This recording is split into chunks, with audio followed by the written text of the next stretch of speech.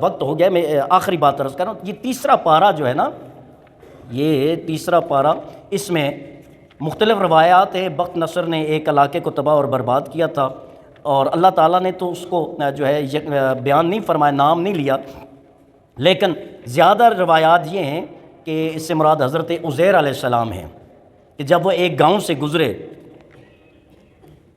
گزرے تو انہوں نے دیکھا وَهِيَ خَاوِيَةٌ عَلَىٰ عُرُوشِهَا، کہ وہ جو گاؤں تھا وہ تباہ برباد تھا، ختم ہو چکا تھا۔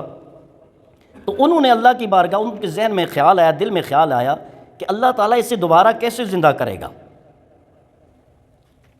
تو اللہ فرماتا ہے فَأَمَاتَهُ اللَّهُ مِئَةَ عَامٍ، اللہ تعالیٰ نے 100 سال کے لیے ان پر موت طاری کر دی۔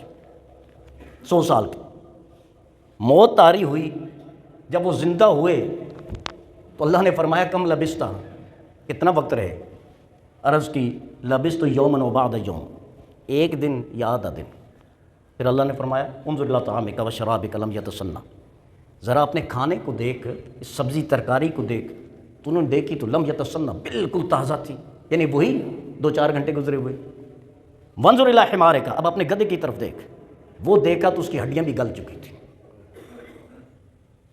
اب غور فرمانا، یہ قیامت کا ایک جو ہے آپ سمجھ لیں ٹریلر ہے جو دنیا میں دکھایا گیا۔ 1000 دنوں جیسا ایک دن ہوگا قیامت کا، وہ نیکوں سے گزرے گا پلک جھپکتے ہوئے، اتنا ٹائم، اور پھر جس کے جتنے گناہ زیادہ ہیں وہ اتنا ہی بھاری ہوگا اس پہ وہ دن، اور جس پر جتنے گناہ کم ہیں اتنا ہلکا ہوگا وہ اس کے لیے وہ دن۔ وہ اسی طرح حضرت عزیر ایک شخصیت ہیں، ان پر اللہ تعالیٰ نے موت کو طاری فرما دیا۔ گزر گئے 100 سال گزرے، انفیکٹ کتنا عرصہ گزرا؟ 100 سال، ایک صدی، اور وہ صدی حضرت عزیر علیہ السلام یا جو بھی تھے، کیونکہ قرآن نے اس کی تصریح نہیں فرمائی، فرمایا راجل، ایک آدمی، ان کے لیے وہ جو دوسروں کے لیے پوری صدی تھی نا، وہ ان کے لیے کیا تھا؟ ایک دن یا آدھا دن۔ 100 سال کا ٹائم گزر گیا، لیکن کیا ہوا؟ اللہ کے اس بندے کے لیے کتنا تھا؟ جو روایات میں زیادہ جو ملتی ہے ہمیں، حضرت عزیر کا تذکرہ آتا ہے، ان کے لیے کیا تھا؟ ایک دن یا آدھا دن۔ اور دوسری طرف رب کی قدرت کو دیکھیں، ٹائم کو روک دیا ایک طرف، کھانے پہ ٹائم رک گیا، اسی جگہ پہ کھانا ہے، اسی جگہ پہ ان کی سواری، وہ گدھا بھی موجود ہے، کھانے پہ ٹائم رک گیا، اور گدھے پہ اسی جگہ پہ ٹائم چلتا رہا، ریورس آف ٹائم جس کو آپ کہتے ہیں، ایک جگہ پہ ریورس ہو گیا، ایک جگہ پہ چلتا رہا ٹائم۔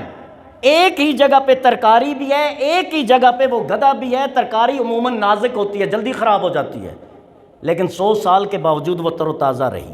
اور دوسرا وہی ٹائم اس گدھے پہ گزرا جو بظاہر ہڈی ہوتی ہے، مضبوط ہوتا ہے، اور وہ ختم ہو گیا۔ تو اسی لیے ہم کہتے ہیں جو اللہ والے ہوتے ہیں نا، وہ قبر میں جاتے ہیں، ان کے کفن بھی میلے نہیں آتے۔ وہ اسی طرح جس طرح ترکاری میرے رب نے ایک ایگزامپل دی، ایک مثال سے سمجھا دیا کہ جو میرے ہو جاتے ہیں نا، میں انہیں سڑنے نہیں دیتا، گلنے نہیں دیتا، وہ محفوظ رہتے ہیں، اور جو میرے نہیں ہوتے وہ گدھے کی طرح ان کی ہڈیاں بھی جل جاتی ہیں، ختم ہو جاتی ہیں، سڑ جاتی ہیں۔ تو یہ قرآن کی تعلیمات ہیں جو قرآن ہمیں بتا رہا ہے۔ میں دوبارہ آخری مرتبہ اس کا ترجمہ عرض کر دوں چونکہ وقت ہو چکا ہے۔ اللہ یہ فرماتا ہے ان کافروں نے نہیں دیکھا اپنے سے پہلے لوگ، پہلی قومیں، مکناہم فی الارض ما لم نمکن لکم، جنہیں اتنا ہم نے تسلط زمین پہ دیا تھا جتنا تمہیں دیا نہیں ہے، بہت زیادہ انہیں ہم نے تسلط دیا تھا۔ پھر وَأَرْسَلْنَا السَّمَاءَ عَلَيْهِمْ مِدْرَارًا، ان پہ آسمان بھی برسنے والا تھا۔ وَجَعَلْنَا الْأَنْهَارَ تَجْرِي مِن تَحْتِهِمْ، ان کے باغات میں، گھر ان کے ارد گرد ہر جگہ نہریں بہہ رہی تھی۔ فَأَهْلَكْنَاهُمْ بِذُنُوبِهِمْ، جب انہوں نے ہماری نافرمانیاں کی تو ہم نے ان کے گناہوں کی وجہ سے انہیں ہلاک کر دیا، تباہ کر دیا۔ وَأَنشَأْنَا مِن بَعْدِهِمْ قَرْنًا آخَرِينَ، اور ان کے بعد ہم ایک اور جماعت کو لے آئے، ایک اور قوم کو لے آئے۔ تو یہ مسلمانوں کے لیے اس میں، ہمارے لیے اس میں سبق یہ ہے کہ اللہ کی نعمت کی قدر کریں، کیونکہ جو بندہ رب کی نعمت کی قدر نہیں کرتا نا، پھر رب نعمت بھی چھین لیتا ہے اور اسے بھی ختم کر دیتا ہے۔ بڑے بڑے گزرے ہیں جو کہتے تھے کہ ہمارے بغیر ملک نہیں چل سکتا، ہمارے بغیر شہر نہیں چل سکتا، ہمارے بغیر ادارہ نہیں چل سکتا، ہمارے بغیر مسجد نہیں چل سکتی۔